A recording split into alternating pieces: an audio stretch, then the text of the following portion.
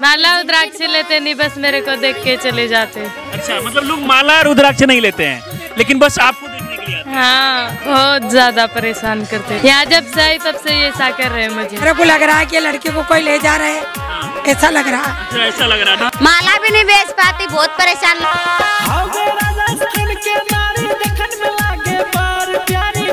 रुद्राक्ष माला सारे नाम दबावे मोनालिसा, कुंभ मेला में चला तखिसा।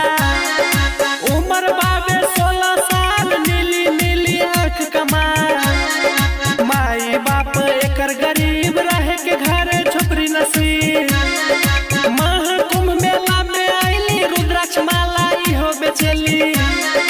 कुंभ मेला के ई झमकैली, पूरा मेला के इहो हिलैली।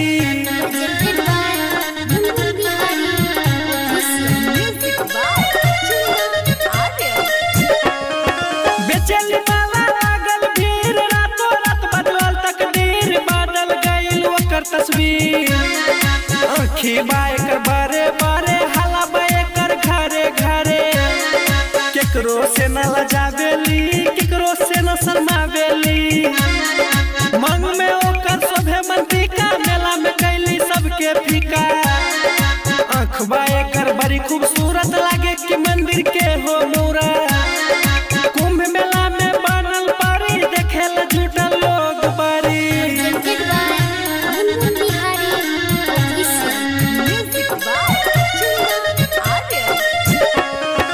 अजब के हवे एकर रूप, लागे श्री देवी स्वरूप। देखे त चेहरा सबके चूप, मुस्कान में हवे एकर जादू। सबके कैले इहो बेकाबू, रूप में एकर नखे गुरूर। सादगी से भइले ई मशहूर, चेहरा पर गजब एकर लाली। नीली नीली आँख वाली, एकर न होवे कोई जोर। रूप में लागे चंदा चकोर, बेचे आईली रुद्राक्ष माला। सगरो तो भइले एकर हाला।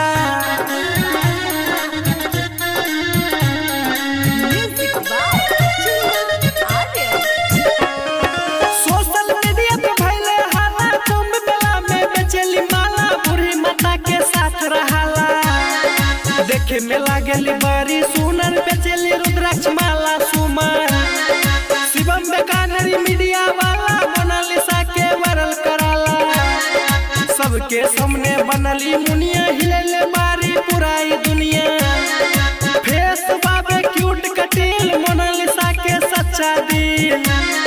संगम संतोष लिखैले खिस्सा, मुनमुन बिहारी सुनैले चालीसा।